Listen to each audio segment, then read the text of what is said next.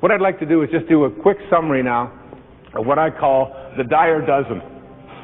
And this is the 12 points that I have been speaking about and talking about here in this entire program. There are 12 of them. I'm just going to spend a moment or two on each of them. If you want to jot these down while you're watching, I would encourage you to keep track of these 12 ideas, the Dyer dozen, for connecting to intention. 1, want more for others than you want for yourself. Want more for others.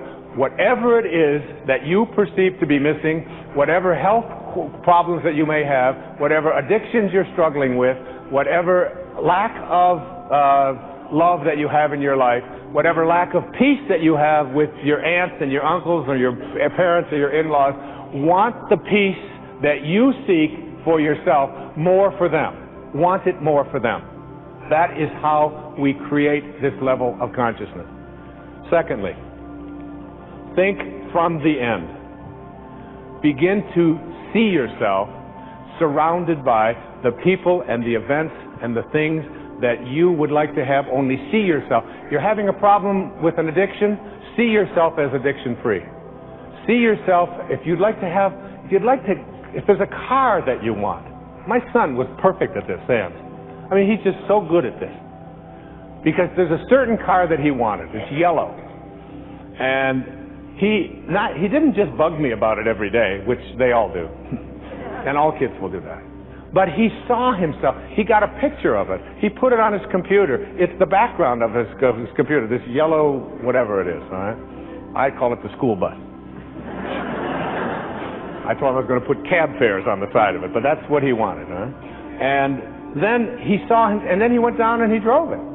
And it was a used car, and he got on the internet, and he just saw himself in it. He couldn't not see himself in it.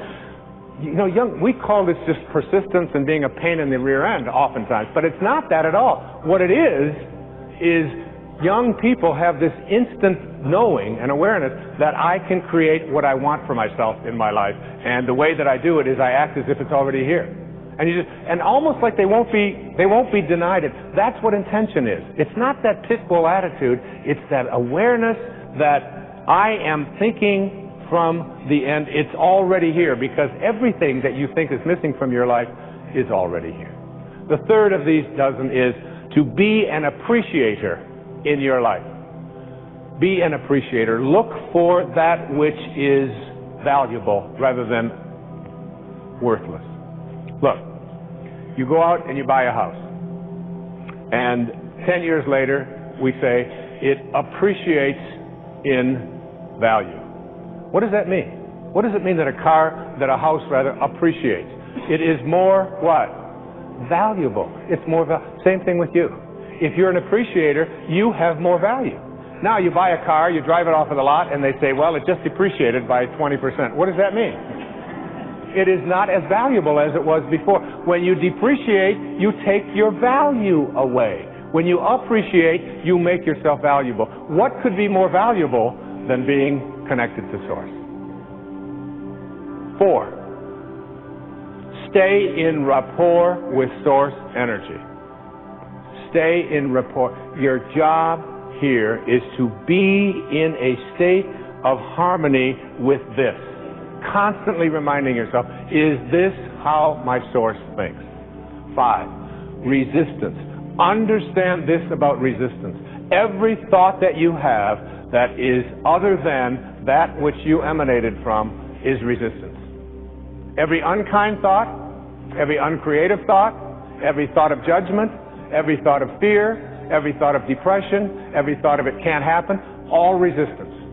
So if you say, well, easy for him, he can talk about this, but I can't, that's resistance. You're right, absolutely. Even if you think all of this is a bunch of nonsense, you're absolutely right. You're absolutely, because for you, that's what you believe. And if you believe that, the universal Source will help you to fulfill that belief. 6th is what I talked about many times in the program. Contemplate yourself as surrounded by the conditions which you want to produce. Contemplate yourself that. Because the way you are one with Source. You are always one with Source. You are one with all of its principles, all of those phases. You are one with it.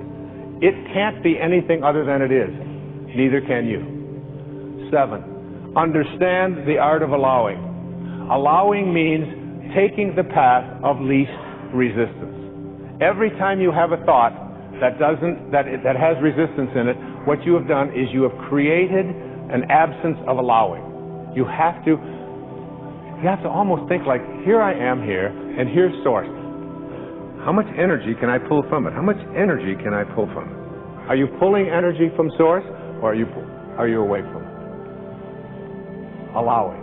Allow yourself. 8, practice radical humility. You are not this body that you are in. You are not this mind that you are in. You are not any of the possessions that you have. You are a divine source. 9, be in a constant state of gratitude. Be grateful for everything that shows up. Everything. Stay in a state of being generous and grateful in your life. Because what could be more generous than that which has allowed you to come from the infinite source to this material world and back? 10, keep in mind that you can never resolve a problem by condemning it.